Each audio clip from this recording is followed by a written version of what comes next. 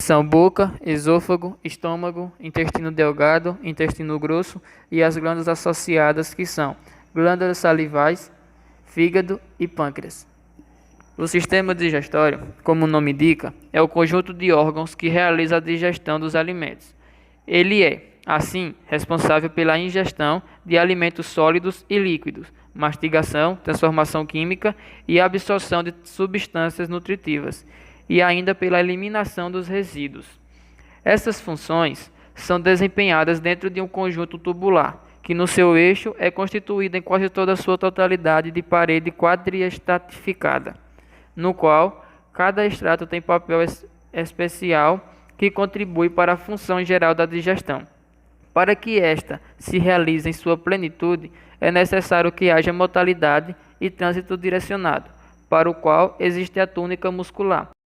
Vamos falar agora um pouco sobre a boca. A boca é a porta de entrada dos alimentos no tubo digestivo. Ela corresponde a uma cavidade forrada por mucosa, onde os alimentos são umidificados pela saliva. Na boca ocorre a mastigação, que acontece ao primeiro momento do processo da digestão mecânica. Ela acontece com os dentes e com a língua. Em um segundo momento, entra a atividade enzimática da pitialina, que é a aminalase salivar. Ela atua sobre o amido encontrado na batata, na farinha de trigo, no arroz e transforma em moléculas menores de maltose. Agora vamos falar sobre a faringe. A faringe é um tubo muscular membranoso que se comunica com a boca através do estímulo da garganta e na outra extremidade do esôfago. Para chegar ao esôfago, o alimento, depois de mastigado, percorre toda a faringe, que é um canal comum para o sistema digestório e o sistema respiratório. No processo de deglutição, o palato mole é retraído para cima e a língua empurra o alimento para dentro da faringe, que se contrai voluntariamente e leva o alimento para o esôfago. A penetração do alimento nas vias respiratórias é impedida pela ação da epiglote, que fecha o orifício de comunicação com a laringe. O esôfago é um tubo muscular que liga a faringe ao estômago. É pelo esôfago por onde passam os alimentos ingeridos. Possui aproximadamente 25 centímetros de comprimento e 3 centímetros de diâmetro, desde a sua origem até a ligação esofagogástrica. A extremidade apical do esôfago é a parte mais estreita de todo o tubo digestivo. É nessa extremidade existe um músculo circular que permanece fechado, mas se abre para a passagem de alimentos quando são ingeridos. De acordo com a sua localização, ele pode ser classificado em esôfago cervical, torácico ou abdominal. A região cervical do esôfago possui aproximadamente 4 centímetros e tem contato direto com a traqueia. A região torácica é a maior de todas as três. Possui cerca de 18 centímetros. E a região abdominal possui em média 3 centímetros e encontra-se sobre o diafragma, e é a parte que liga ao estômago. A formação das musculaturas do esôfago depende da sua localização. Esôfago cervical e o início do torácico possui uma musculatura estriada, e à medida que ela vai se aprofundando, este músculo estriado passa a ser musculatura lisa. Essa diferença de musculatura é o que define a velocidade da passagem do alimento.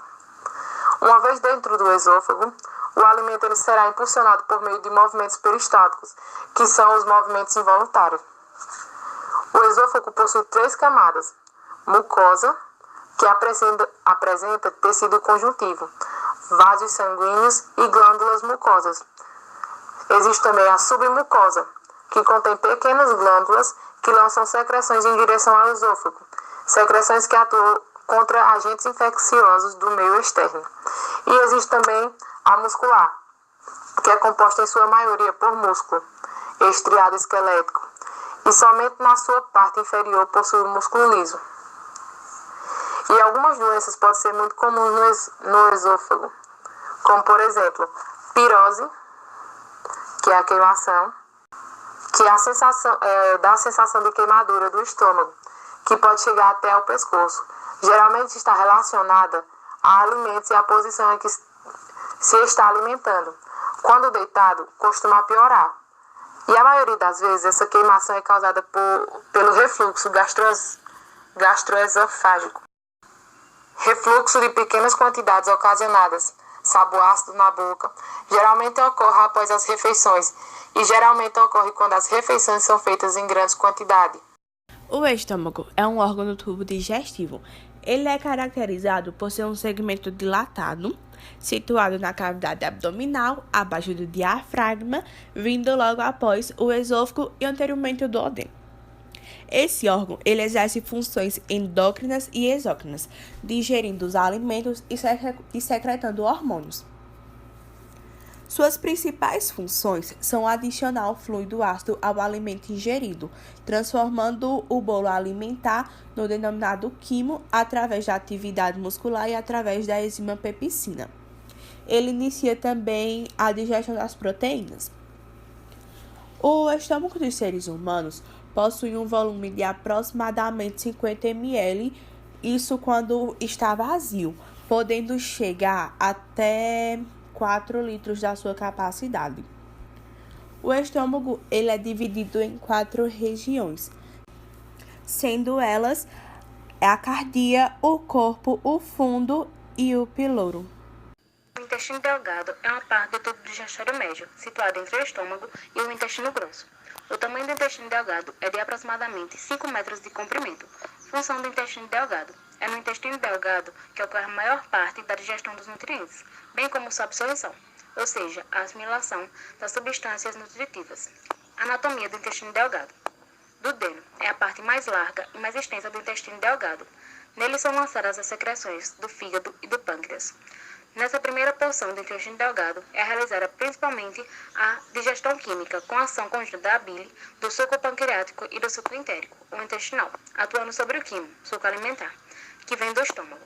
Ao término do processo digestório, o conjunto de substâncias resultantes forma um líquido viscoso e de cor branca, chamado quilo, jejuno e ilho. Ao longo dessas duas regiões, a digestão continua, e grande parte dos nutrientes é absorvida pelo sangue. Do intestino delgado ao intestino grosso. O quilo produzido na digestão é composto pelos nutrientes transformados em moléculas muito pequenas, mais as vitaminas e sais minerais, que é absorvido por estruturas presentes no intestino denominadas microvilosidades. As microvilosidades são projeções arredondadas que revestem a superfície interna do intestino delgado, ampliando a área de absorção do órgão.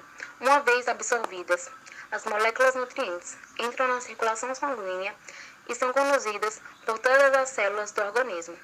O que não é absorvido, parte da água e da massa alimentar, formada principalmente pelas fibras, passa para o intestino grosso. Secreções que atuam no intestino delgado. Bile. Secreção do fígado armazenada na vesícula biliar. Ela é lançada ao duodeno, através de um canal, e não contém enzimas digestivas, mas os sais biliares que emulsionam as gorduras em partículas microscópicas, funcionando de modo semelhante a um detergente. A ação dos sais biliares facilita o trabalho das enzimas pancreáticas sobre os lipídios. Suco pancreático é produzido pelo pâncreas, possui várias enzimas que atuam na digestão das proteínas, dos carboidratos e dos lipídios. Suco entérico é produzido pela mucosa intestinal. Possui enzimas que atuam na transformação das proteínas, dos carboidratos, entre outras substâncias. No intestino grosso, a gente tem o que não vai mais absorver nutrientes. Lá é onde acontece a absorção da água e dos sais minerais. Um exemplo é uma pessoa com diarreia. Nesse estado, ela vai liberar fezes muito líquida. E isso acontece porque não ocorreu a reabsorção de água necessária para o seu corpo. O intestino grosso só tem 1,5 metro, diferentemente do delgado, que tem 6 metros mais ou menos. Só que ele é bem mais calibroso.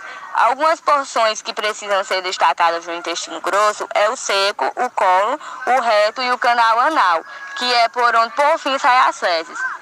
Temos também o apêndice, que está ligado ao seco. Ele funciona como um saco sem fundo. Ele é conhecido principalmente pela apendicite, que é o que acontece quando ocorre a inflamação dessa estrutura. Pode ser fezes endurecida, algum objeto ou algum tumor que ocorre naquela região. E é importante o tratamento, porque normalmente remove o apêndice. Ele pode até causar infecção generalizada. Além dos órgãos que tem no sistema digestório, também tem as estruturas anexas, que são 3. Quais são essas 3? Vou falar para vocês agora. Primeiro, glândulas salivares. Produzem um fluido lubrificante encontrado na boca e na garganta. A saliva contém enzimas que iniciam o processo de digestão dos alimentos. Ela também contém antiporos e outras substâncias que ajudam a evitar infecções na boca e na garganta. Foi o primeiro. Vamos para o segundo, que é as pâncreas. É uma glândula de aproximadamente 15 centímetros de extensão, fazendo parte do sistema digestivo, que localiza-se atrás do estômago e entre o duodeno e o baço. Ele é tanto exocrínico quanto endocrínico, produzindo muitos hormônios importantes como insulina, glucágon, somatostatina e amelina. Divide-se em cabeça, corpo e cauda. O pâncreas é um órgão produtor de enzimas e proteínas que aumentam a rapidez das transformações químicas. Esse foi o segundo. Vamos para o terceiro e último, que é o fígado. O fígado é a maior glândula e o segundo maior órgão do corpo humano. Não confundam isso, galera. Como é que ele funciona?